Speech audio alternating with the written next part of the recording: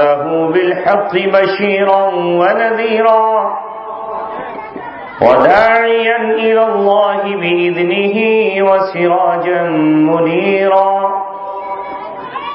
وصلى الله عليه وسلم تسليما كثيرا كثيرا أما بعد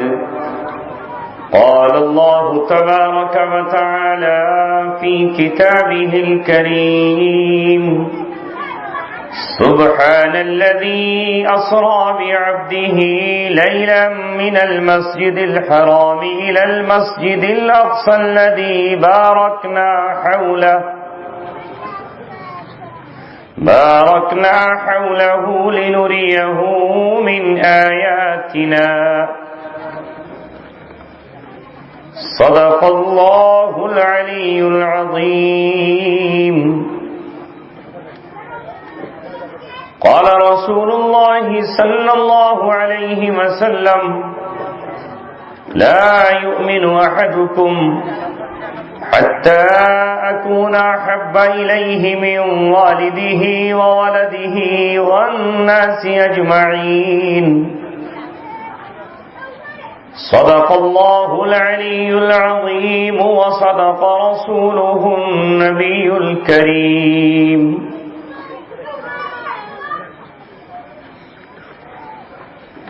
وہ دانائے سبل ختم الرسل مولائے کل جس نے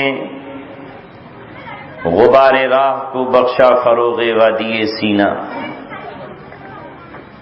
وہ دانائے سبل ختم الرسل مولائے کل جس نے غبار راہ کو بخشا فروغ وادی سینا.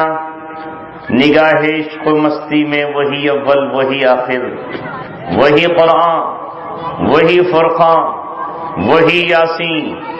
وہی طٰہٰ. سب سے پہلے مشیت کے انوار سے نقش روئے محمد بنایا گیا، پھر اسی نقش سے مانگ کر روشنی بزم کون و مکاں کو سجایا گیا. وہ محمد بھی، احمد بھی، محمود بھی، جو مبشر بھی، شاہد بھی، مشہود بھی، علم و حکمت میں جو غیر محدود بھی، ظاہراً امیوں میں اٹھایا گیا، جس کی رحمت ہے بے حد و بے انتہا، جس کی شفقت تخیل سے بھی ماورا، جو بھی عالم جہاں میں بنایا گیا اس کی رحمت سے اس کو سجایا گیا.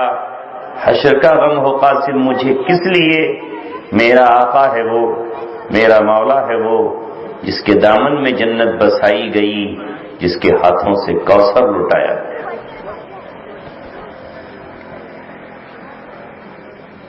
اپنی گفتگو کو آگے بڑھانے سے پہلے میں مناسب سمجھتا ہوں کہ ہم اور آپ اور جہاں جہاں تک جن کانوں تک ہماری آواز پہنچ رہی ہے وہ سب تمام مل کر اس ذات اقدس پر جو فخر رسول ہے، مولا کل ہے، ہادی سبل ہے، اللہ کا دلبر ہے، کونین کا سرور ہے، ساقی کوثر ہے، شافع محشر ہے، جو حسین ہے، نازنین ہے، ماہ جبین ہے،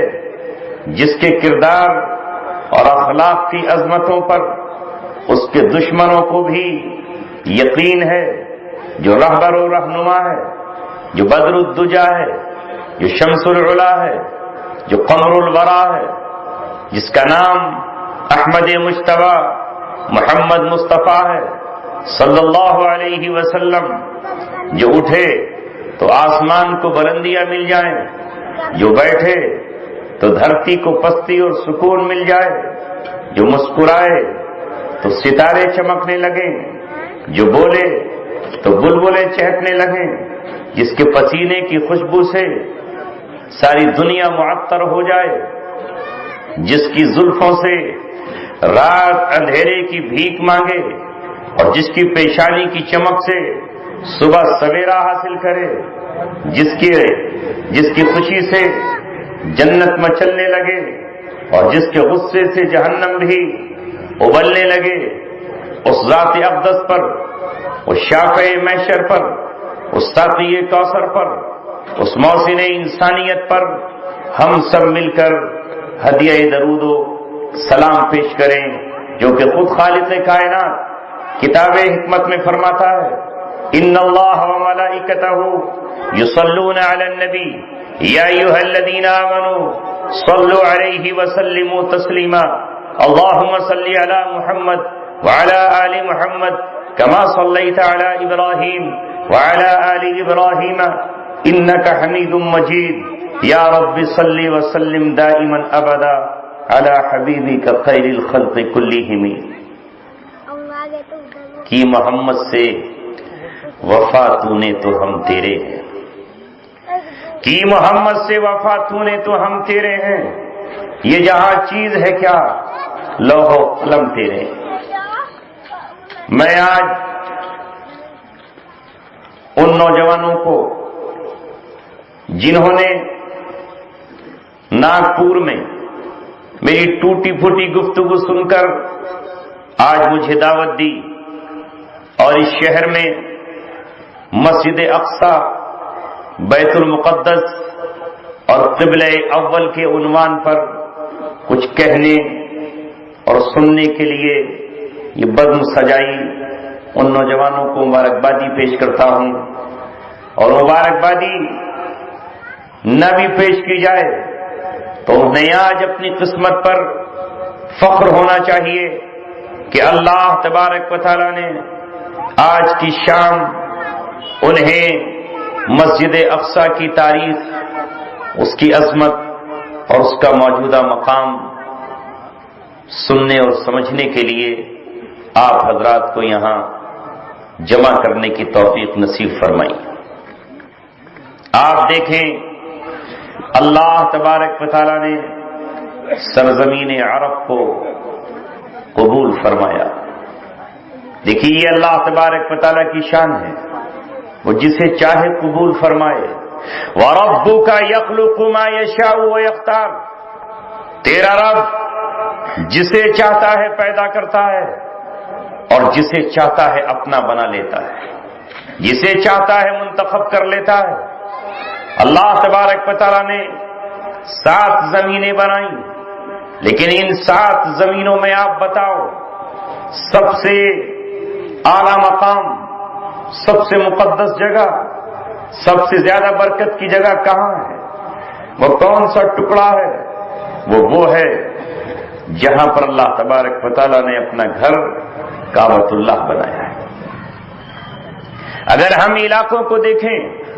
تو روئے زمین پر نہ جانے کتنے علاقے ہیں، لیکن وہ علاقہ جسے عرب کہا جاتا ہے اسے اللہ تبارک و تعالیٰ نے انبیاء کرام کی سرزمین بنایا،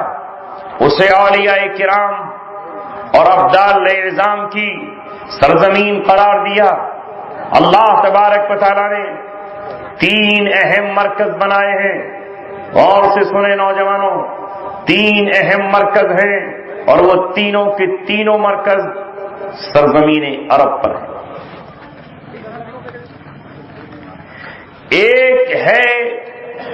مکہ میں جہاں کعبۃ اللہ قائم ہے، پورا شہر مکہ، جس کی اللہ نے قرآن میں قسم کھائی، لا اقسم بہذا البلد وانت حل بہذا البلد، شہر مکہ کی قسم اللہ تبارک و تعالیٰ نے کھائی۔ تو ایک مرکز ہے مرکز انسانیت، مکہ اور بیت اللہ، اور دوسرا مرکز ہے مدینہ منورہ، جہاں نبی پاک صلی اللہ علیہ وسلم قیام فرما رہے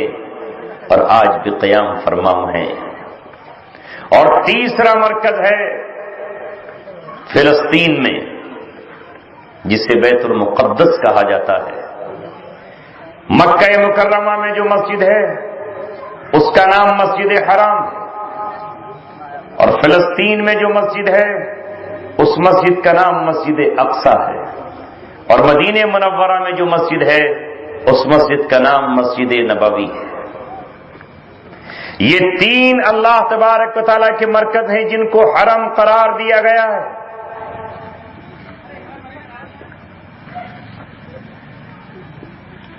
اب آپ ذرا دیکھیں مکے میں بنی ہوئی مسجد حرام اور فلسطین میں بنی ہوئی مسجد اقصی کی حیثیت یہ ہے کہ یہ دونوں قبلہ رہی ہے۔ قبلے کا مطلب یہ ہے کہ عبادات ان کی طرف منہ کر کے ادا کی جائیں گی۔ اللہ تبارک و تعالیٰ نے یا تو بیت اللہ کو قبلہ بنایا یا مسجد اقصی کو قبلہ بنایا، اور اس امت کی شان یہ ہے، اس امت کی فضیلت یہ ہے، اور رسول اللہ صلی اللہ علیہ وسلم کی شان بھی یہی ہے کہ آپ بھی ذو القبلتین ہیں اور آپ کی امت بھی ذو القبلتین ہے۔ محمد رسول اللہ صلی اللہ علیہ وسلم 13 سال نبوت کے اظہار کے بعد جب آپ نے کوہ صفا پر کھڑے ہو کر لا الہ الا اللہ اور لوگوں سے محمد رسول اللہ کا اقرار لیا، اس دن سے آپ نے جب نماز شروع کی تو آپ خانہ کعبہ میں اس طرح کھڑے ہوتے تھے کہ کعبہ بھی آپ کے سامنے ہوتا تھا اور بیت المقدس مسجد اقصی بھی آپ کے سامنے ہوا کرتی تھی، کیونکہ کعبے میں تو چاروں طرف نماز پڑھی جا سکتی ہے۔ آپ اس طرح کھڑے ہوتے کہ کوئی بت آپ کے سامنے نہیں ہوتا،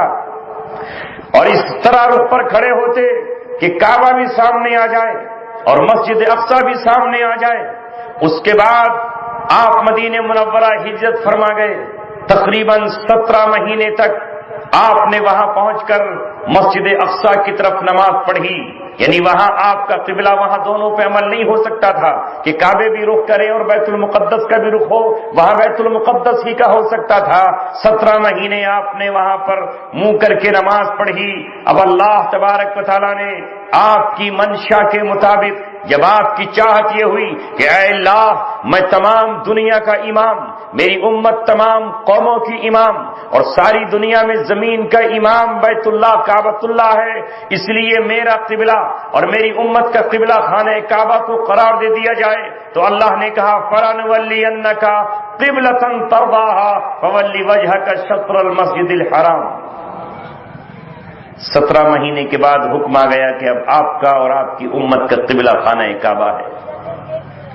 لیکن 13 سال مکے میں اور 17 مہینے مدینے میں آپ صلی اللہ علیہ وسلم نے بیت المقدس مسجد اقصی کی طرف رخ کر کے نماز پڑھ کر اس امت کا قبلہ اول بیت المقدس اور مسجد اقصی کو قرار دے دیا، گویا کہ یہ بھی قبلہ ہے اس امت کا، اس لیے ہم اسے قبلہ اول کہتے ہیں اور یہ قبلہ ثانی کہلاتا ہے۔ اللہ تبارک و تعالیٰ نے ان دونوں مقام کو جب سے زمین کو بنایا تھا تبھی سے مقدس بنایا ہے۔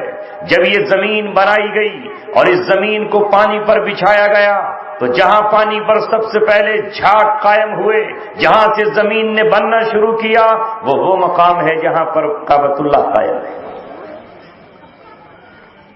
لہذا کعبے کی بنیاد بھی آدم علیہ السلام نے رکھی، اسی طرح مسجد اقصی کی بنیاد بھی آدم علیہ السلام نے رکھی۔ پھر بعد میں جس طرح ابراہیم علیہ السلام نے خانہ کعبہ کو تعمیر کیا،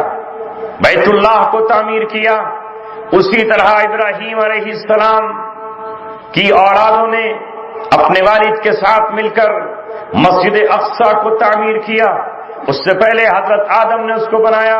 بخاری شریف میں روایت موجود ہے کہ پہلے اللہ تبارک و تعالیٰ کے حکم سے مسجد حرام تعمیر ہوئی اور اس کے 40 سال کے بعد مسجد اقصی بنائی گئی، پھر بعد میں اس میں تعمیر ہوتی رہی، یہاں تک کہ داؤد علیہ السلام نے تعمیر کی، سلیمان علیہ السلام نے تعمیر کی۔ یہاں بیچ میں ایک بات اور عرض کر دوں، یہ بیت المقدس وہ سرزمین ہے جسے ملک شام کہا جاتا ہے، اور قرآن میں 5 مرتبہ اس کو برکت کی سرزمین کہا گیا ہے۔ برکت والی سرزمین ملک شام، جس کا سینٹر پوائنٹ فلسطین اور جس کا مرکزی مقام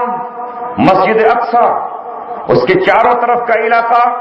القدس کہلاتا ہے. یہی وہ جگہ ہے جہاں ابراہیم علیہ السلام نے ہجرت کی، جب ان کا اپنا وطن اور اپنا ملک جس کا نام بابل تھا، جو عراق تھا، جہاں کا بادشاہ نمرود تھا، جہاں آپ کا ٹکراؤ ہوا، تو اللہ تبارک و تعالیٰ نے ابراہیم علیہ السلام کو جائے پناہ کے طور پر بیت المقدس عطا کیا، اور آپ عراق چھوڑ کر شام کی سرزمین میں تشریف لے آئے. اللہ تبارک و تعالیٰ نے آپ کو دو بیٹے وہ عطا فرمائے جنہیں اللہ تبارک و تعالیٰ نے نبوت کے لیے منتخب فرمایا. ان میں ایک بیٹے کا نام اسماعیل ہے اور دوسرے بیٹے کا نام اسحاق ہے. ایک بیٹے کو اللہ تعالیٰ نے کہا ہمارے حکم سے وہاں چھوڑاؤ جہاں کل کعبہ تعمیر ہونا ہے یا جہاں کعبے کی بنیادیں. لہذا آپ حضرت ہاجرہ اور اپنے بیٹے اسماعیل کو کہاں چھوڑ کر آئے؟ بیت اللہ کے پاس، صفا مروہ کے پاس، مینا اور مزدلفہ کے پاس. پھر اللہ تبارک و تعالیٰ نے آپ کو دوسرا بیٹا عطا فرمایا جن کا نام اسحاق علیہ السلام ہے. وہ ملک شام میں رہے. اس بیٹے کے ساتھ مل کر آپ نے خانہ کعبہ تعمیر کیا، جسے اللہ تعالیٰ کہتا ہے وَإِذْ يَرْفَعُ إِبْرَاهِيمُ الْقَوَاعِدَ مِنَ الْبَيْتِ وَإِسْمَاعِيلُ. وہ وقت یاد کرنے کے قابل ہے کہ اسماعیل اور ابراہیم علیہ السلام نے اللہ تبارک و تعالیٰ کا گھر کعبے کی دیواروں کو اٹھانا شروع کیا، اور دوسرے بیٹے کے ساتھ مل کر آپ نے مسجد اقصی کی تعمیر کی. اللہ اکبر. جن ابراہیم علیہ السلام کی یادوں کو ابھی آپ نے قربانی کی شکل میں زندہ کیا ہے، جن کی یادوں کو ابھی توحید کے متوالوں نے خانہ کعبہ کی طرف رخت سفر باندھ کر حج کی شکل میں ادا کیا ہے، جن کی سنتوں کو آج امت نے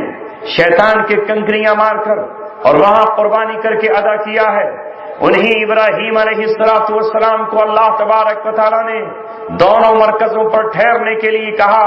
ایک مرکز شام ہے اور ایک مرکز بیت اللہ ہے. ایک جگہ بیٹا اسحاق ہے، دوسری جگہ بیٹا اسماعیل ہے، اور یہی ابراہیم خلیل اللہ ہیں جن کی نسل سے اللہ تبارک و تعالیٰ نے تمام نبیوں کو بھیجا ہے. حضرت ابراہیم کے آنے کے بعد جتنے رسول آئے اور جتنے نبی آئے اور جتنی کتابیں آسمان سے اتاری گئیں وہ ابراہیم کی اولادوں پر آئیں. ایک سلسلہ شروع ہوتا ہے حضرت اسحاق سے تو حضرت عیسیٰ تک چلتا ہے، اور جب اللہ تبارک و تعالیٰ نبوت کو ختم فرماتا ہے، خاتم النبیین کو بھیجتا ہے، جب اللہ تبارک و تعالیٰ آخری رسول کو بھیجتا ہے تو آخری رسول عبداللہ کے در یتیم کی شکل میں آمنہ کے لفظ جگر کے انداز میں آتے ہیں حضرت اسماعیل کی اولاد بن کر مکہ المکرمہ میں. اے مسلمانوں، یقیناً جس طرح خانہ کعبہ عظمت والا ہے، خانہ کعبہ برکتوں والا مقام ہے، خانہ کعبہ میں نماز پڑھنے کا ثواب 1,00,000 کے برابر ہے، تو اسی طرح مسجد اقصی میں نماز پڑھنے کا ثواب 50,000 کے برابر ہے. میں نے عرض کیا ابھی آپ کے سامنے، یہی وہ سرزمین ہے جس نے حضرت ابراہیم علیہ السلام کو پناہ دی، اور یہ آپ کی ہجرت گاہ ہے. یہی وہ سرزمین ہے جس کی طرف لوط علیہ السلام نے ہجرت کی، اور یہ ان کی بھی پناہ گاہ ہے. یہی وہ سرزمین ہے جس سرزمین کی طرف جانے کا حکم حضرت موسیٰ علیہ السلام کو ہوا،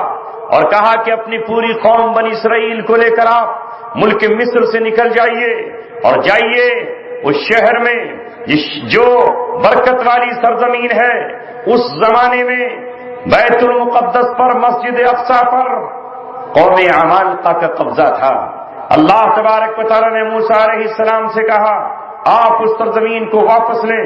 مسجد اقصی کو آزاد کرائیں. لہذا آپ نے اپنی امت اور اپنی قوم سے کہا تھا یا قوم ادخلوا الارض المقدسۃ التی کتب اللہ لکم. اس آیت میں اس سرزمین کو مقدس سرزمین کہا گیا.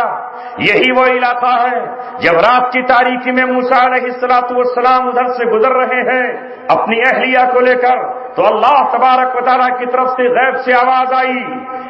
اے موسیٰ فَاخْلَعْ عَلَيْكَ إِنَّكَ بِالْوَادِ الْمُقَدَّسِ طُوًى، آپ اپنے پیروں سے چپلیں اتار دیں،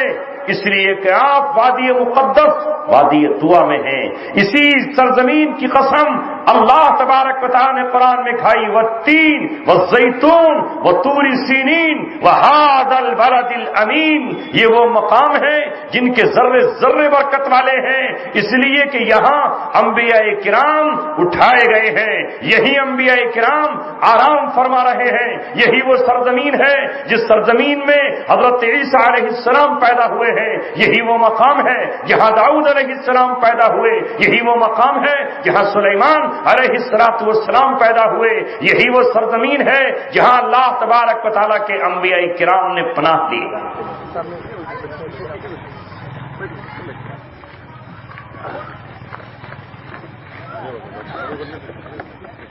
قرآن کریم کا 15واں پارہ،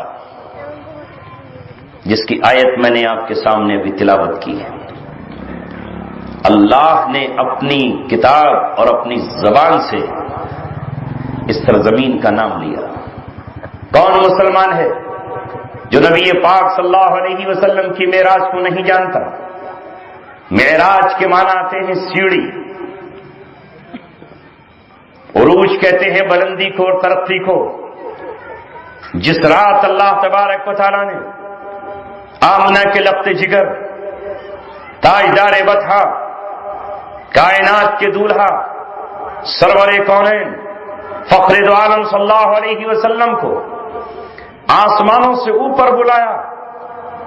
اپنے نزدیک بلایا، اتنا نزدیک کہ کوئی نہ پہنچ سکا، یہاں تمام کائنات کی سیر کرائی۔ اللہ رب العزت فرماتا ہے، سبحان الذی اسری بعبدہ لیلا من المسجد الحرام الی المسجد الاقصی الذی بارکنا حولہ لنریہ من آیاتنا۔ اللہ فرماتا ہے کہ پاک ہے وہ ذات گناہوں سے، پاک ہے وہ ذات ہر طرح کے عیب سے، ہر طرح کی کمی سے، شرک سے، اولاد کے ہونے سے۔ وہ اللہ پاک ہے جو اپنے محبوب کو، جو اپنے خلیل کو، جو آخری پیغمبر کو، جو دو عالم کے تاجدار کو لے آیا مسجد حرام سے مسجد اقصی تک۔ رسول پاک صلی اللہ علیہ وسلم کا سفر مکہ معظمہ سے ہوتا ہے تو براہ راست آسمانوں پر نہیں ہوا، بلکہ وہاں سے اسلام کے ایک دوسرے مرکز کی طرف آپ کا سفر ہوا۔ یہ سفر کہاں ہے؟ یہ سفر ملک شام کی طرف ہے۔ یہ سفر ملک شام میں خاص علاقے بیت المقدس میں ہے، مسجد اقصی میں ہے۔ آپ براق کے ذریعے مسجد اقصی آتے ہیں جہاں حضرت آدم علیہ السلام سے لے کر سیدنا عیسیٰ علیہ السلام تک تمام نبی و رسول جمع ہیں۔ یہاں براق پر سوار ہو کر جبرائیل علیہ السلام کے ساتھ آپ تشریف لائے۔ ایک چٹان میں انگلی داخل فرما کر حضرت جبرائیل نے اس میں سوراخ کیا، یا علماء کہتے ہیں کہ اس چٹان میں پہلے ہی سے سوراخ تھا، ہر نبی نے اپنی سواری یہاں باندھی، وہ مٹی اس میں بھر گئی تھی، اس سوراخ کو صاف کیا، پھر اس سے آپ کا براق باندھا گیا۔ جبرائیل علیہ السلام نے آج تکبیر کہی، اقامت کہی، اور محمد رسول اللہ سے کہا آگے بڑھیے، آج کے امام آپ ہیں، آپ کی اقتدا میں آج موسیٰ علیہ السلام، آج ابراہیم علیہ السلام، آپ کی اقتدا میں آج حضرت سلیمان علیہ السلام، آج آدم علیہ السلام، شیس اور ادریس علیہ السلام، سب کے سب آپ کی اقتدا میں نماز پڑھیں گے۔ آپ خاتم النبیین اس آیت کے ساتھ ہو چکے ہیں، ما کان محمد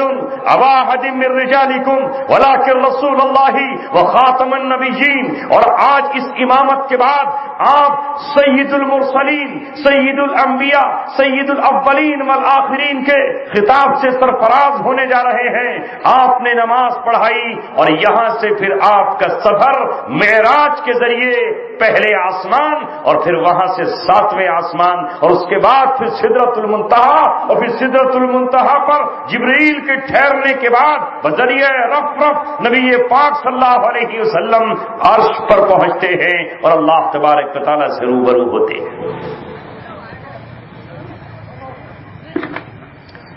آپ ذرا اندازہ لگائیں کہ اس جگہ کا کتنا اونچا مقام ہوگا. وہ شہر جہاں آپ پیدا ہوں، اس شہر کی اللہ تبارک و تعالیٰ قسم کھائے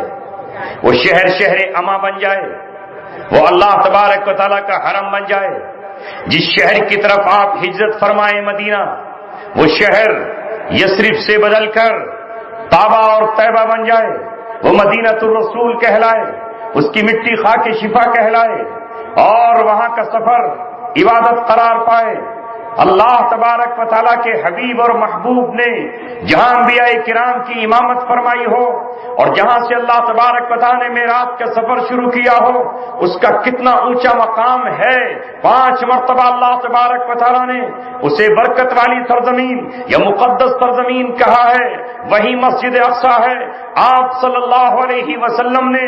اپنے وصال سے پہلے، اس دنیا سے پردہ فرمانے سے پہلے، آپ صلی اللہ علیہ وسلم نے اپنی امت کو بشارت دی تھی، صحابہ کو خوشخبری سنائی تھی کہ میرے بعد تم بیت المقدس کی فتح دیکھو گے. لہذا حضرت عمر ابن خطاب رضی اللہ تعالیٰ عنہ کے دور میں 17 ہجری میں اور 638 عیسوی میں وہ دن آیا کہ 3000 صحابہ نے 4 طرف سے بیت المقدس کو گھیرا اور عیسائیوں کو مجبور کر دیا، اس بات پر مجبور کر دیا کہ جس طرح محمد رسول اللہ کی قیادت میں 10,000 کے لشکر میں مکہ المکرمہ اور مسجد حرام فتح ہوئی ہے، اسی طرح عمر ابن خطاب کی خلافت میں اور آپ کے صحابہ کی زیر قیادت اب مسجد اقصی فتح ہوگی اور فتح ہوئی. آج بدنصیبی ہماری یہ ہے، محرومی ہماری یہ ہے کہ ہم اس سرزمین کی تاریخ ہی بھول گئے، اس کی داستان اور اس کی حقیقت ہمیں یاد نہ رہی. اس مرکز پر ہمیشہ ابلیس نے قبضے کی کوششیں کی اور وہ کئی مرتبہ کامیاب بھی ہوا. کبھی بخت نصر نے اس پہ قبضہ کر لیا، لیکن پھر اللہ تبارک و تعالیٰ نے اہل حق کو فتح عطا فرمائی اور انہوں نے بیت المقدس آزاد کرا لیا. کبھی ٹائٹس نے اس کو برباد کیا، پھر اللہ تعالیٰ نے حق پرست قوم کو اس پر فتح عطا فرمائی. نتیجہ یہ ہوا کہ 638 عیسوی سے یہ مسجد اور یہ پورا علاقہ ارض شام اہل ایمان اور اہل اسلام کے کنٹرول میں رہی، یہاں تک کہ 1094 عیسوی آیا. اس وقت عیسائی اپنے گرجا گھروں سے باہر نکلے، ان کے حکمرانوں نے پوپ اور پادریوں سے ملاقاتیں کی اور نتیجتاً وہ صلیب لے کے باہر نکل آئے اور انہوں نے اعلان کیا کہ اب ہم مسجد اقصی پر قبضہ کریں گے. وہ عیسیٰ علیہ السلام کی آماج گاہ ہے، وہیں حضرت مریم رہا کرتی تھی، وہیں بیت اللحم ہے، اور عیسائی صلیب اور اپنی کراس لے کر آگے بڑھے. مسلمان حکمران آج کے حکمرانوں کی طرح تھے، وہ عورت کی زلفوں کے غلام اور عورت کی پازیب پر ناچنے والے تھے، وہ آپس میں اختلافات کا شکار تھے. لہذا ان کا زور امت مسلمہ کے حکمران نہ روک سکے اور دیکھتے ہی دیکھتے 1099 میں پھر سے بیت المقدس عیسائیوں کے قبضے میں چلا گیا. مگر اللہ تبارک و تعالیٰ نے پھر اپنے کچھ شیروں کو اٹھایا اور پھر اللہ تبارک و تعالیٰ نے اپنے کچھ دیوانوں کو جوش عطا فرمایا. انہوں نے اپنی تاریخ کو پھر سے پڑھا. عمر ابن خطاب، ابو عبیدہ بن جراح، عمرو بن عاص اور حضرت خالد بن ولید کی تاریخ سے سبق حاصل کرتے ہوئے سلطان نور الدین زنگی مسلمانوں کو میسر آئے اور انہوں نے عیسائیوں کو للکار کر کہا یہ ہمارے نبی محمد صلی اللہ علیہ وسلم کی سجدگاہ ہے، یہ ہماری امانت ہے، یہ ہماری وراثت ہے، یہ ہماری مقدس سرزمین ہے. اے عیسائیوں، کچھ بھی ہو جائے ہم تم سے آزاد کرا کر رہیں گے. تاریخ نے انتظار کیا، وقت سانس روک کر انتظار کرتا رہا. وہ کون سا دن ہوگا حالانکہ عیسائی یہ کہتے تھے کہ اب کوئی بیٹا کسی مسلمان ماں نے ایسا نہیں جنا ہے جو ہمارے جبڑوں سے مسجد اقصی اور بیت المقدس کو لے سکے، کوئی ہاتھ ایسا نہیں ہے جو اس سرزمین کو ہم سے چھڑا سکے، لیکن وہ غلط فہمی میں تھے۔ اللہ تبارک و تعالیٰ نے اپنے محبوب کو یہ معجزہ عطا فرمایا ہے۔ اللہ تبارک و تعالیٰ نے رسول اللہ صلی اللہ علیہ وسلم کی امت کو یہ شرف عطا فرمایا ہے۔ یہ نبی پاک صلی اللہ علیہ وسلم کا ایک معجزہ ہے کہ محمد رسول اللہ کی امت کا ایک دستہ اور محمد رسول اللہ کی امت میں سے ایک جماعت ہمیشہ باطل کے مقابلے پر کھڑی رہے گی، جس کی بشارت سرور کائنات نے اس طرح دی ہے، لا تزال طائفۃ من امتی، ہمیشہ میری امت کا ایک گروہ باطل سے مقابلہ آرائی کرتا رہے گا، لا یضرهم من خالفهم، ان کے مخالف ان کا بال پیکا نہیں کر پائیں گے، ان کے مخالف ان کے قدموں کو نہیں روک پائیں گے، ان کے مخالف ان کا کچھ نہیں بگاڑ پائیں گے، لا یضرهم من خذلهم، انہیں ذلیل کرنے والے ذلیل نہ کر سکیں گے، انہیں رسوا کرنے والے رسوا نہ کر سکیں گے، ظاہرین علی من نہاهم، وہ اپنے مخالفین پہ غالب ہو کر رہیں گے یہاں تک کہ قیامت آ جائے گی۔ صبح قیامت تک ایک دستہ ہمیشہ سر بکفن اور شمشیر بکف اسلام کی حفاظت کے لیے نکلتا رہے گا۔ نتیجہ یہ ہوا کہ اللہ تبارک و تعالیٰ نے پہلے نور الدین زنگی اور ان کی وفات کے بعد سلطان صلاح الدین ایوبی کو وہ عشق عطا فرمایا، وہ بیت المقدس سے محبت عطا فرمائی، وہ جنون عطا فرمایا کہ انہوں نے یہ طے کیا، اے اللہ اپنی زندگی میں نماز بیت المقدس میں ادا کر کے دم لوں گا۔ اور اس امت میں فرمان نبی صلی اللہ علیہ وسلم کے مطابق ایسے ولی، ایسے ابدال، ایسے قطب، ایسے نیک لوگ پیدا ہوتے رہیں گے ہر دور میں۔ اللہ کے حبیب فرماتے ہیں صلی اللہ علیہ وسلم، میری امت میں ایسے لوگ پیدا ہوں گے، لو اقسم باللہ لأبرہ، اگر وہ اللہ تبارک و تعالیٰ کے نام کی قسم کھا کر یہ کہیں گے کہ یہ کام ہو کر رہے گا تو اللہ تعالیٰ ان کی قسم کو پورا کر دے گا، چاہے نظام کائنات روکنا ہی کیوں نہ پڑ جائے، چاہے سسٹم کو چینج ہی کیوں نہ پڑے۔ اللہ کے حبیب فرما رہے ہیں میری امت میں سے دیوانے مستانے پیدا ہوں گے کہ اگر وہ اللہ کی قسم کھا کر یہ کہہ دیں کہ یہ کام ہوگا تو اللہ ان کی اس قسم کو پورا کر کے رہے گا۔ نہ جانے کتنی بار صلاح الدین ایوبی رحمت اللہ علیہ پر قاتلانہ حملے ہوئے، زہر دینے کی کوششیں کی گئیں، مجھے ہوئے، سوسائڈ دستے، خودکش دستے ان کے جگر کو چاک کرنے کے لیے آگے بڑھے، ہزاروں چالیں یہودیوں نے چلیں، لاکھوں چالیں عیسائیوں نے چلیں، نہ جانے کتنے منافقین بن کر یہودی آئے، لیکن کوئی حربہ کامیاب نہیں ہوا، اور نتیجہ یہ ہوا کہ اللہ تبارک و تعالیٰ نے 1099 میں بیت المقدس عیسائیوں کے قبضے میں گیا تھا، اور 1187 میں اللہ تبارک و تعالیٰ نے مسلمانوں کے لشکر کو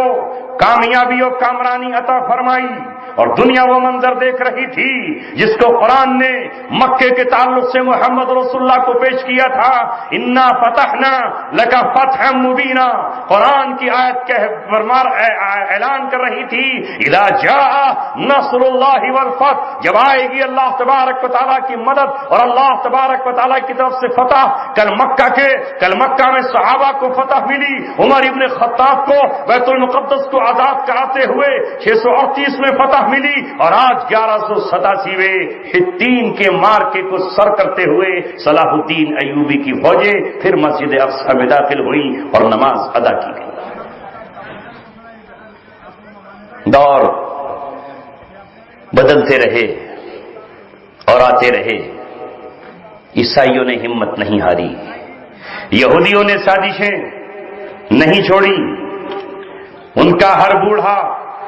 اپنے بچے کو وصیت کرتا رہا یروشلم تمہارا ہے، ہم القدس کہتے ہیں، وہ یروشلم کہتے ہیں، وہ تمہارا ہے، وہ پڑھاتے رہے، اے یہودیوں، آج جو مسجد اقصی بنی ہے وہ مسجد اقصی ٹائٹس نے توڑ کر بنائی ہے، اس لیے ہم ہیکل سلیمانی بنانے کا خواب دیکھ رہے ہیں اور اب ہیکل سلیمانی بنائیں گے۔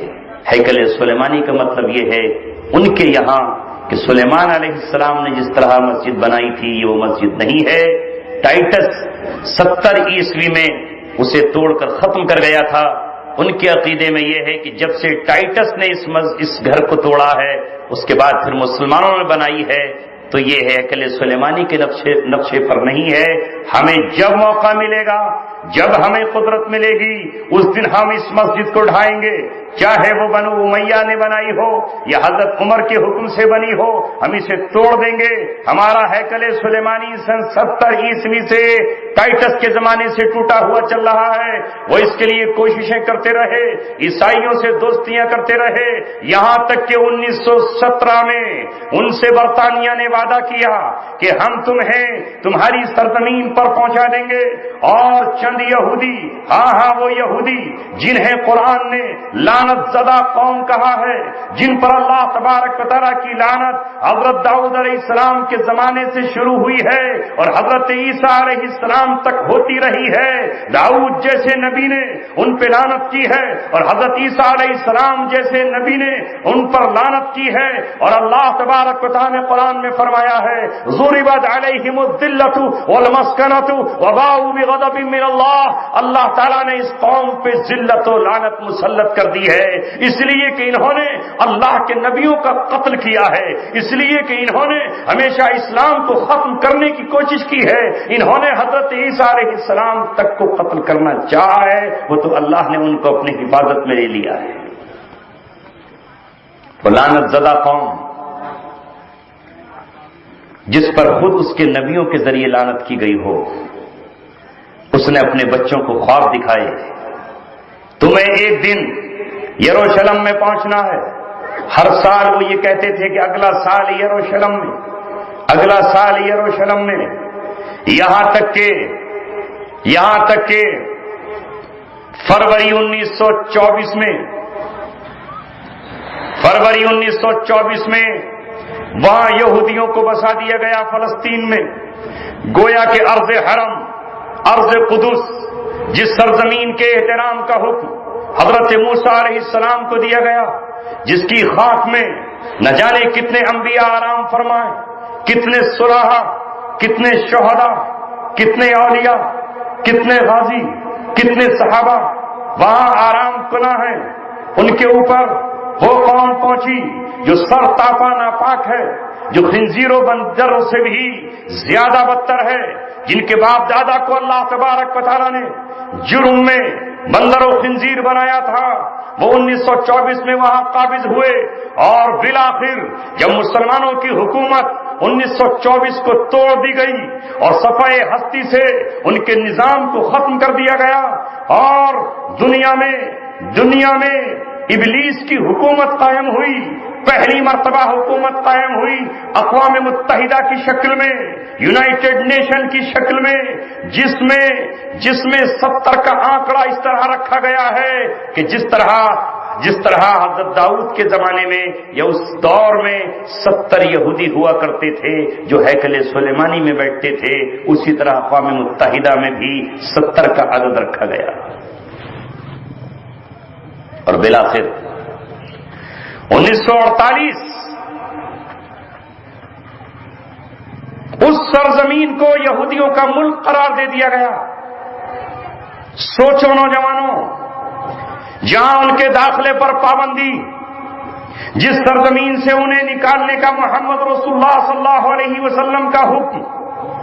جس کے لیے نبی پاک صلی اللہ علیہ وسلم کی آخری وصیت اخرجوا الیہود والنصارى من جزیرۃ العرب، وہ قوم وہاں پر قابض ہوئی اور اس نے یہ کہا کہ یہ ملک ہمارا ہے، یہ سرزمین ہماری ہے۔ 78% فلسطینیوں کی سرزمین پہ قبضہ کیا، فلسطینیوں کی زمین پہ قبضہ کر لیتے تو صبر تھا۔ انہوں نے 1956 میں گولان کی پہاڑیوں پر جو شام کی پہاڑیاں ہیں، آج ہم اسے سیریا کہتے ہیں. یاد رکھو مسلمانوں، یہ 4 ملک تقریباً، یہ تو طے ہے 4. ایک آج کا موجودہ اسرائیل و فلسطین، دوسرے لیبنان، تیسرے جارڈن، چوتھے سیریا، اور کچھ حصہ عراق کا اور کچھ حصہ ٹرکی کا. یہ سب مل کر ملک شام بنتا ہے، یہ سب مل کر بیت المقدس بنتا ہے، یہ سب مل کر ارض قدس بنتا ہے. اس سرزمین پر کسی کو اجازت کہاں کہ دوسرا وہاں رہے، لہذا اس سرزمین سے بھی انہیں کھدیڑنے کا حکم، اور جائے کہ انہوں نے 1956 میں وادی سینا پر قبضہ کیا، گولان کی پہاڑیوں پر قبضہ کیا، اور 1967 میں انہوں نے ان حکمرانوں سے جو اللہ تبارک و تعالیٰ سے کم اور یہودیوں سے زیادہ ڈرتے ہیں، بلکہ اگر میں یہ کہوں تو ان کے زر خرید غلام ہیں، یہ ان کے اشاروں پر اس طرح ناچتے ہیں جس طرح ڈگڈگی کے اشارے پر کوئی بندر یا بندریا ناچتی ہے. اللہ تبارک و تعالیٰ کا خوف نہیں. 1967 میں وہ مرحلہ آیا کہ سلطان صلاح الدین ایوبی، نور الدین زنگی اور امت کے شیر اور امت کے سورما اور امت کے جیالوں کی قربانیاں رائے گاں چلی گئیں، اور نتیجہ یہ ہوا کہ 1967 میں مسجد اقصی پر بھی یہودیوں نے قبضہ کر لیا. اور آج کی تاریخ تک اس پر قابض ہیں. جب چاہیں اس مسجد میں تالا لگا دیں اور نماز نہ پڑھنے دیں. 15 سال سے لے کر 35 سال تک کے نوجوان کو اس میں داخلے کی اجازت نہیں ہے. وہ نوجوان جو 16 اور 15 سال کا ہے 35 سال تک اس کے اندر داخل نہیں ہو سکتا. دنیا میں یوں تو کہنے کو مسلمانوں کی تعداد 2.25 ارب بیٹھ جاتی ہے. دنیا میں کہنے کو مسلمان اپنے ملکوں پر ناز کرتے ہیں کہ دنیا میں ہمارے 56 ملک ہیں اور ہم دنیا کی دوسری بڑی آبادی ہیں. ایک طرف مسلمانوں کی اتنی تعداد اور دوسری طرف پوری دنیا میں یہ یہودی ان کے مقابلے میں 100 گنا کم ہیں. پوری دنیا میں یہودی کل 1.5 کروڑ ہیں، کل 1.5 کروڑ یہودی ہیں جو مسلمانوں کے قبلہ اول پر، جو مسجد اقصی پر، جو ارض قدس پر قبضہ جمائے ہوئے ہیں. اور قبضہ ہی نہیں، آپ نے پچھلے مہینے دیکھا، آپ نے پورا رمضان دیکھا، پوری امت کا رمضان روتے ہوئے گزر گیا، تہجد تڑپتے ہوئے گزری، شب قدر آئی لیکن خوشیاں لے کر نہ آئی. ہمارے لیے عید آئی لیکن ہمارے لیے خون کی برسات لے کر آئی. ایک طرف پوری دنیا کا مسلمان اگر مسجد اقصی سے بے پرواہ ہو کر بازاروں میں اپنے بچوں کے لیے عمدہ کپڑے خریدنے نکلا تھا، تو رمضان کی آخری شب میں بھی اور عید کی صبح میں بھی فلسطینی نوجوان اپنے بوڑھوں کے لیے، اپنے بچوں کے لیے، اپنی بیٹیوں کے لیے اور اپنی بہنوں کے لیے کفن خریدنے کے لیے جا رہے تھے. ہمیں تو نمازیں دوگانہ عید الفطر کی شکل میں ادا کرنی تھی، انہیں نماز جنازہ بھی ادا کرنی تھی. 51 دن تک آگ اور خون کی ہولی کھیلی جاتی رہی اور فلسطینی معصوم بچے ایسے قتل کیے جاتے رہے جیسے کوئی مچھلیوں کا شکار کر رہا ہے. وہ یہودی قوم آج خوش ہے کہ ہم نے مسلمانوں کو ٹکڑے ٹکڑے کر دیا ہے. کسی میں ہمت نہیں جو چل کے ہم تک آ سکے، کسی میں جرأت نہیں جو ہماری سرحدوں کو چھو سکے. ساری دنیا کو ہم نے غلام بنایا ہوا ہے. ایسے میں مسلمانوں، جہاں ایک طرف ہم 27 رجب کو شب معراج کی داستان اپنے نوجوانوں کو سناتے ہیں اور واقعہ معراج سناتے ہیں جس کا سنانا عبادت سے کم نہیں ہے، وہیں ہمیں اس امت کو یہ کہنا ہوگا وہ کون سا دن ہوگا جب آپ اس سرزمین کو جہاں نبی پاک صلی اللہ علیہ وسلم کی پیشانی کے ساتھ 1.25 لاکھ انبیاء کرام کی پیشانی نے سجدہ کیا ہے، جہاں دیوار براق موجود ہے، جہاں نبی پاک صلی اللہ علیہ وسلم کے سر پر امامت کا تاج رکھا گیا ہے، جہاں سے معراج کا سفر شروع ہوا ہے، جسے حضرت عمر نے فتح کیا ہے اور جسے فتح کرنے کے لیے نور الدین زنگی نے پوری قربانیاں دی ہیں، اور جس کی فتح کا ہمیں حکم دیا جا رہا ہے، امت مسلمہ کب مسجد اقصی کو اپنی مسجد سمجھے گی؟ وہ کب جانے گی؟ اسی درمیان میں یہ بھی عرض کر دوں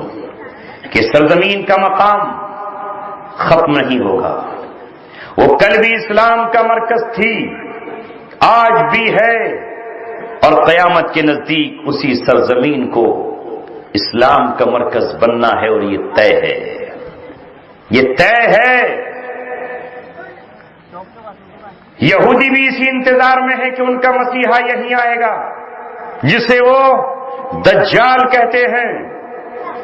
جسے وہ دجال کہتے ہیں۔ یہودیوں کہ یہاں دجال کے انتظار کے لیے شدید ترین گھڑیاں گزر رہی ہیں۔ کبھی کبھی ان کی ربیوں کی ٹولیاں سڑکوں پر نکل جاتی ہیں اور مامش کا نعرہ وہ لگاتے ہیں، ہمیں مسیح چاہیے، اس لیے کہ یہودیوں کا خواب یہ ہے کہ جب دجال آئے گا تو پوری دنیا سے وہ مسلمانوں کا خاتمہ کر دے گا، اور اس کی ریاست ساری دنیا پہ وسیع ہو جائے گی۔ وہ اس کے استقبال کی تیاریاں کر رہے ہیں، اس کے استقبال کے لیے وہ تن من دھن قربان کر رہے ہیں۔ وہ پتھر ان کے عقیدے کے مطابق جس پر حضرت داؤد علیہ السلام کے سر پہ تاج باندھا گیا تھا، وہ پتھر جس پتھر پر بنی اسرائیل کے بادشاہوں کے تاج باندھا کرتے تھے، سلیمان علیہ السلام کے سر پر بھی تاج اسی پتھر پہ بیٹھ کے باندھا گیا تھا۔ ان کا خیال یہ ہے کہ اسے ٹائٹس چرا کر لے گیا، پھر اسے وہ روم لے گیا اور روم میں اس نے جا کر رکھ دیا، اور آج ان کے کہنے کے مطابق پھر وہ آئرلینڈ گیا، اور اب آئرلینڈ سے وہ انگلینڈ میں ہے، اور اس کرسی پر جس پہ ملکہ بیٹھتی ہے یا جس پر برطانیہ کے شہزادے بیٹھتے ہیں، جن کے سر پہ شہزادوں کا تاج سجایا جاتا ہے، وہ پتھر ان کے پاس موجود ہے۔ وہ کہتے ہیں کہ جس دن ہمارا مسیحا آئے گا، جس دن دجال آئے گا، ہم اسی پتھر کو یروشلم میں لے آئیں گے اور اس پر بٹھا کر اس کی تاج پوشی کریں گے۔ ان کا سفر سرزمین عرب کی طرف، ان کا اجتماع ارض شام و فلسطین کی طرف آج ایک مقصد کے تحت ہے، لیکن امت مسلمہ نہ آج اپنی تاریخ سے واقف ہے، نہ وہ آج موجودہ حالات سے واقف ہے، نہ وہ آنے والے کل سے واقف ہے کہ کل کیا ہوگا۔ اگر ایک طرف دجال اس علاقے میں آئے گا تو رسول پاک صلی اللہ علیہ وسلم کی احادیث، صحیح احادیث، متواتر احادیث آپ صلی اللہ علیہ وسلم کی یہ بتاتی ہیں کہ دجال کے آنے سے پہلے امام مہدی رضی اللہ تعالیٰ عنہ تشریف لائیں گے، نبی پاک صلی اللہ علیہ وسلم کے خاندان سے آئیں گے، آپ کی بیٹی فاطمہ کی نسل سے آئیں گے، آپ کے داماد حضرت علی کے خون سے آئیں گے، باپ کی طرف سے وہ حضرت حسن سے ان کا رشتہ ہوگا، اور ماں کی طرف سے حضرت حسین سے رشتہ ہوگا۔ وہ 40 سال کی عمر میں ظاہر ہوں گے، 40 سال تک اللہ تبارک و تعالیٰ ان کو چھپا کر رکھے گا۔ وہ 7 سال یا 9 سال ظہور کے بعد زمین پہ حیات رہیں گے، اور انہی کی زندگی میں پھر دجال آ جائے گا۔ دجال یہودی نسل ہوگا جو پہلے رسول ہونے کا اور پھر خدا ہونے کا دعویٰ کرے گا، جو جہاں چاہے گا برسات کرے گا اور جہاں چاہے گا سکھائے گا۔ یہی وہ سیریا اور ارض شام کا علاقہ ہے جس کا سینٹر پوائنٹ مسجد اقصی ہے۔ یہاں مہدی رضی اللہ تعالیٰ کی فوجوں کا ٹکراؤ دجال کی فوج سے ہوگا، جس دجال کے ساتھ یہودی ہوں گے، جس کی پشت پر عیسائی ہوں گے۔ آپ صلی اللہ علیہ وسلم نے فرمایا ہے کہ تم سے بنی اصفر 80 جھنڈوں کے ساتھ لڑائی کریں گے، 80 جھنڈے ہوں گے، اور ہر ایک کے ساتھ 12,000 کا لشکر ہوگا۔ جب سرکار مدینہ صلی اللہ علیہ وسلم یہ بشارت سنا رہے ہیں، پیشین گوئی فرما رہے ہیں، تو کوئی سوچ نہیں سکتا تھا کہ عیسائی جزیرہ عرب میں داخل ہو جائیں گے یا عیسائی مسجد اقصی میں داخل ہو جائیں گے۔ اس وقت تو حال یہ تھا کہ صحابہ نے کسرا کے محل میں جا کر اللہ اکبر اور لا الہ الا اللہ اور محمد رسول اللہ کی شہادت دی تھی۔ جب تابعین نے افریقہ کو فتح کیا تھا، جب مسلمانوں نے اندلس کو فتح کیا تھا، کوئی سوچ سکتا تھا کہ بنی اصفر عیسائی اور رومی جزیرہ عرب تک پہنچ جائیں گے؟ آج آپ نظر اٹھا کر دیکھو، 8 اگست 1990 کو عراق کی سرزمین پر آنن فانن عیسائی اتر کھڑے ہوئے۔ آج ان کے بیڑے سمندر میں پڑے ہوئے ہیں، نہر سویز میں ان کے جنگی جہاز دوڑ رہے ہیں، اور جزیرہ عرب کو انہوں نے نہر سویز بنا کر 2 ٹکڑے کر دیا ہے، اور یہودی مسلمانوں کے دل پر ناسور کی طرح بیٹھے ہوئے ہیں، اور وہ وہاں سے پوری کمانڈ کنٹرول کر رہے ہیں۔ اور آج آپ دیکھ لیں تو یہود و نصارہ کی تعداد تقریباً 80 کے قریب بیٹھ رہی ہے۔ اعماق اور دامت کا نبی پاک صلی اللہ علیہ وسلم دامت کا ذکر کیا۔ اعماق اور دامت سیریا کے شہر ہیں، اور آج وہاں پر عیسائی موجود ہیں۔ ہم اس نبی کے ماننے والے ہیں جس نے اپنی امت کو ڈیٹ سے پہلے تمام چیزوں کی خبر دے دی تھی، مگر ہائے افسوس، ہم نے قرآن کو طاقوں میں سجا دیا، ہم نے نبی پاک صلی اللہ علیہ وسلم کی احادیث کو غلافوں میں لپیٹ کر رکھ دیا، ہم نے نبی پاک صلی اللہ علیہ وسلم کے ان فرامین کو جو قیامت کے قریب سے تعلق رکھتی ہیں، جو بھیانک جنگوں کا پتہ دیتی ہیں، مرحمت الکبریٰ کا اشارہ دیتی ہیں، جو کتاب الفتن کا اشارہ دیتی ہیں، ان سب کو ہم نے سمیٹ کر رکھ دیا۔ نہ ممبر سے، نہ محراب سے، نہ عیدگاہوں سے کہیں سے کوئی صدا نہیں آ رہی۔ اگر صدا لگتی ہے تو صرف امت کے ٹکڑے ٹکڑے کرنے میں، جن کا کفر قرآن سے کھلا ہوا ہے، جن کا شرک قرآن سے واضح ہے، جو اللہ تبارک و تعالیٰ کے آج نہیں 4000 سال سے باغی اور دشمن ہیں یہودی، جن پر اللہ تبارک و تعالیٰ کی لعنت ہے، جن کو محمد رسول اللہ نے مدینہ سے کھدیڑا تو خیبر میں بھاگے، جنہیں رسول اللہ صلی اللہ علیہ وسلم نے خیبر میں فتح کیا تو وہ آپ کے غلام بنے، اور پھر حضرت عمر رضی اللہ تعالیٰ عنہ نے جنہیں پورے جزیرے عرب سے کھدیڑ کر رسول اللہ کے فرمان کو پورا کیا، اخرج الیہود والنصارى من جزیرۃ العرب، یہود و نصارہ کو جزیرہ عرب سے باہر نکال دو۔ آج کے ہم مسلمانوں کو وہ کھلے ہوئے عیسائی جو اللہ تبارک و تعالیٰ کے ساتھ کھلا ہوا شرک کرتے ہیں، حضرت مریم کو اللہ کی بیوی قرار دیتے ہیں، حضرت عیسیٰ کو خدا کا بیٹا قرار دیتے ہیں، روح القدس کو اللہ کا ایک حصہ قرار دیتے ہیں، وہ ہمیں غلط نظر نہیں آتے، ہماری زبان کبھی ان کے خلاف نہیں کھلتی جنہوں نے آج پوری دنیا کے کلیوں کو مسل دیا ہے اور جنہوں نے پوری دنیا کے ذرائع پر قبضے کر لیے ہیں۔ نہ ہمیں ان کا پتہ ہے اور نہ انہیں دعوت دینے والوں کا پتہ ہے۔ مسلمانوں، کیا کہیں گے آپ اللہ تبارک و تعالیٰ کے یہاں جب صلاح الدین ایوبی کھڑے ہو کر یہ کہیں گے، اے اللہ، میں نے جس دن یہ خبر سنی تھی، حالانکہ میں نہ کوئی ولی تھا، نہ میں امام تھا، نہ میں قاضی وقت تھا، نہ میں کسی مدرسے کا شیخ تھا، میں تو کچھ بھی نہ تھا، ایک معمولی سپاہی تھا، لیکن جب مجھے ایک دن یہ خبر پہنچی کہ ایک عیسائی نے ایک مسلمان کی گردن پر تلوار رکھ کر یہ کہا ہے، ادعو محمد ینصرک، بلا لے اپنے نبی محمد کو، اگر اس میں تیری مدد کی قدرت ہے، بلا اپنے نبی کو بلا، میں تیری گردن اپنی تلوار سے قلم کر رہا ہوں. تو کہتا ہے کہ تیرا نبی مدد کرتا ہے, تو کہتا ہے کہ تیرا خدا مدد کرتا ہے, تو کہتا ہے کہ تیرا دین خدا کی مدد کو زمین پہ اتار لاتا ہے. اس نے یہ کہہ کر اس مسلمان کا سر قلم کر دیا. یہ واقعہ اس وقت تاریخ کا حصہ بنا, لوگوں کی زبان پر آیا کہ ایک مسلمان کو اگر یوں ہی قتل کر دیتا تو کوئی بات نہ تھی, لیکن اس نے محمد رسول اللہ کی ذات کو بیچ میں لا کر آپ کی شان میں گستاخی کی ہے اور آپ کی ذات کو چیلنج کیا ہے, آپ کی اہانت کی ہے. یہ توہین رسالت کا مرتکب ہوا ہے کوئی جو اس سے انتقام لے. صلاح الدین ایوبی نے قسم کھائی, اے اللہ مجھے عمر دے دے, میری عمر میں برکت دے, میں اس مجرم کو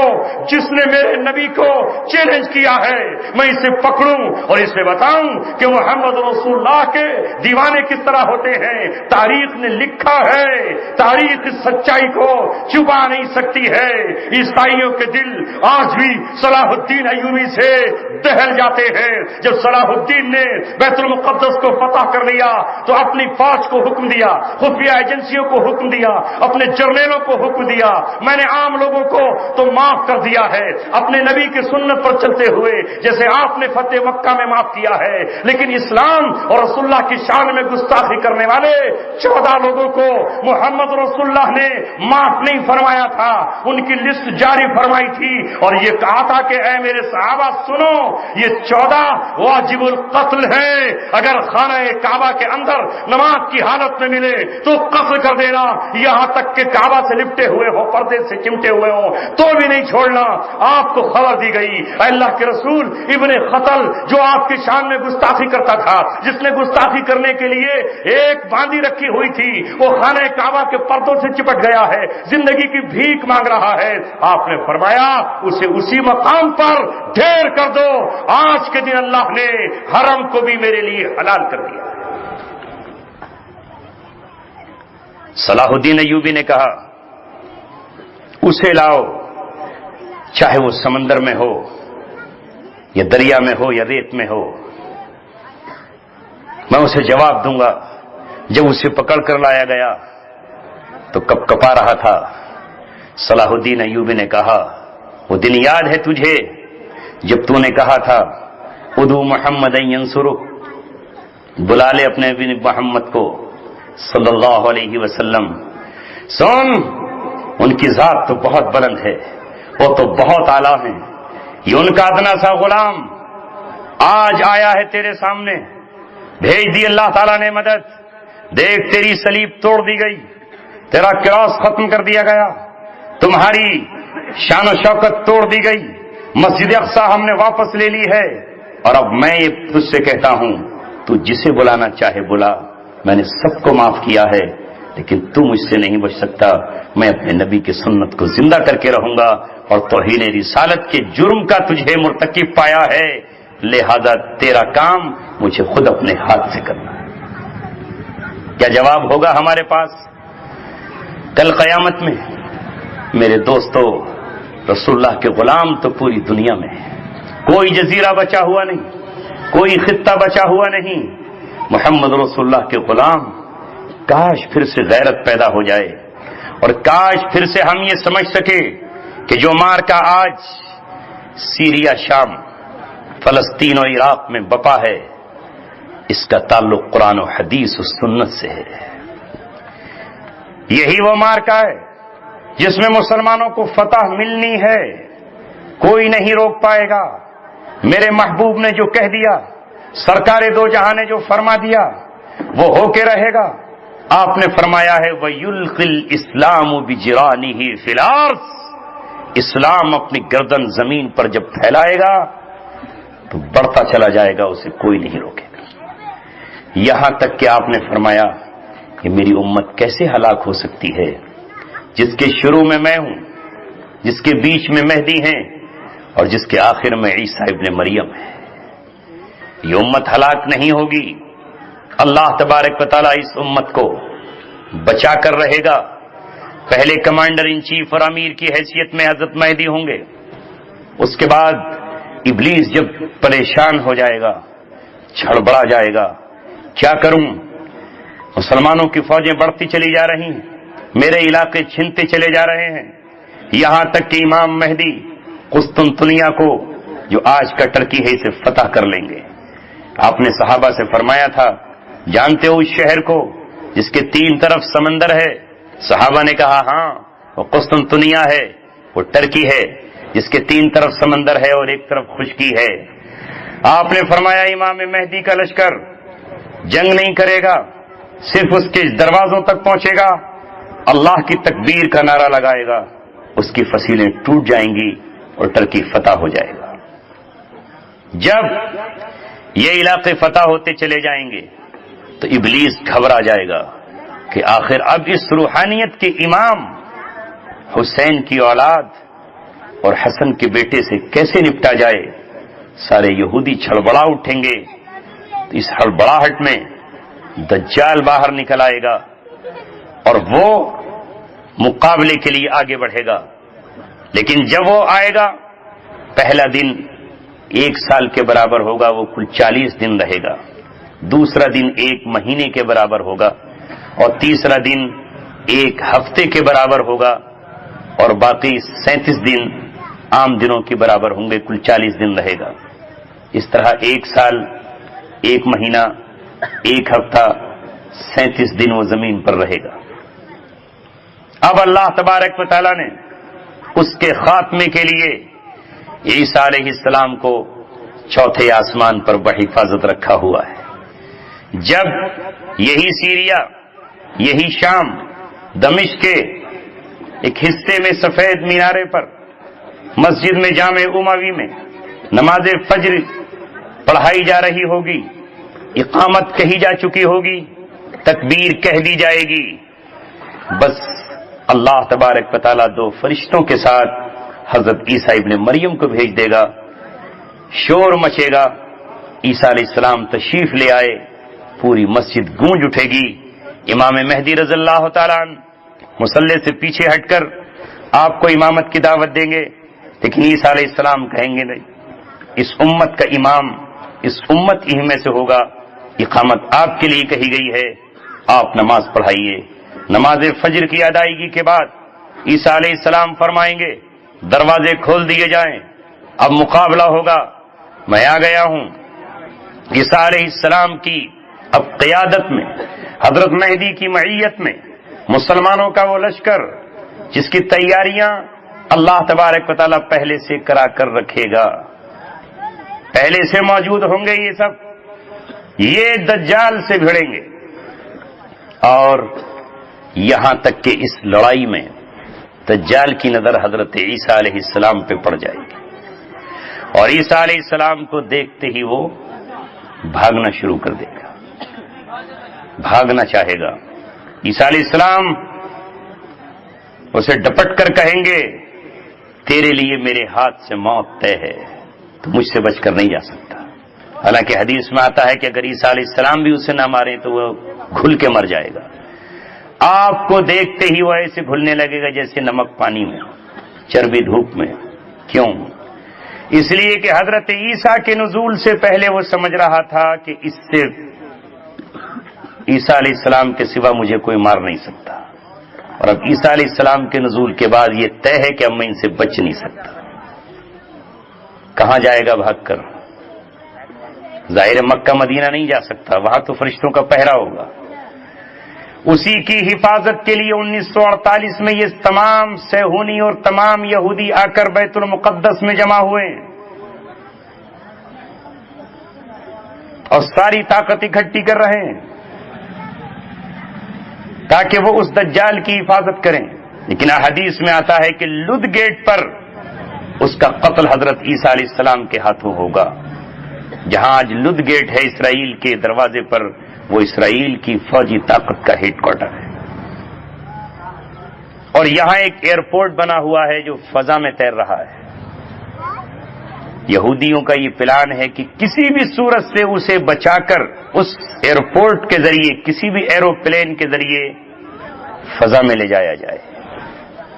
ایئر اسپیس میں لے جا کر وہاں اس کی حفاظت کرائی جائے، جیسے عیسیٰ علیہ السلام بھی تو آسمانوں ہی میں رہ رہے ہیں۔ لیکن ویسا نہیں کر پائیں گے. حضرت عیسیٰ علیہ السلام اسے لد گیٹ پر پکڑ لیں گے اور پکڑ کر اس کا وہاں قتل ہو جائے گا. رسول اللہ نے فرمایا وَيَقْتُلُهُ عِنْدَ بَابِ اللِّدِّ، لد گیٹ پر حضرت عیسیٰ کے ہاتھوں اس کا قتل، اور اس کے خون کو نیزے پر لگا کر حضرت عیسیٰ علیہ السلام تمام لوگوں کو دکھائیں گے، اور یہاں سے پھر امام مہدی اور حضرت عیسیٰ پوری دنیا کو فتح کریں گے اور ساری دنیا پر اسلام کا پرچم لہرایا جائے گا. کیونکہ وقت نہیں رہا، حالات بھی جو کہ آپ کے یہاں الیکشن کے چل رہے ہیں، تو اس وجہ سے یہیں پر اپنی بات کو ختم کرتا ہوں. اللہ تبارک و تعالی ہماری آج کی اس نشست کو، مسجد اقصی سے ان نوجوانوں کی محبت کو اور موجودہ اس مارکے میں اللہ تعالی ہم سب کو قبولیت کا درجہ عطا فرمائے. وآخر دعوانا ان الحمد للہ رب العالمین. دعا فرما لیں، اور دعا کے بعد شاید آپ کے لیے چائے کا انتظام ہے، وہ بھی نوش فرما لینا. اللهم صل على محمد وعلى آل محمد كما صليت على إبراهيم وعلى آل إبراهيم إنك حميد مجيد. ربنا ظلمنا أنفسنا وإن لم تغفر لنا وترحمنا لنكونن من الخاسرين. لا إله إلا أنت سبحانك إني كنت من الظالمين. أني مسني الضر وأنت أرحم الراحمين. اے اللہ ہم سب کے گناہوں کو معاف فرما. اے مولا ہماری خطاؤں کو درگزر فرما اور ہماری لغزشوں کو معاف فرما. بے شک ہم تیرے ہیں، تو ہمارا ہے. اے مولا ہم کتنے ہی گئے گزرے سہی، لیکن تیرے محبوب سے محبت کرتے ہیں. ہمارا جھگڑا اگر کسی سے ہے تو تیرے محبوب کی محبت ہی کی وجہ سے ہے. ہم انہیں تیرا رسول مانتے ہیں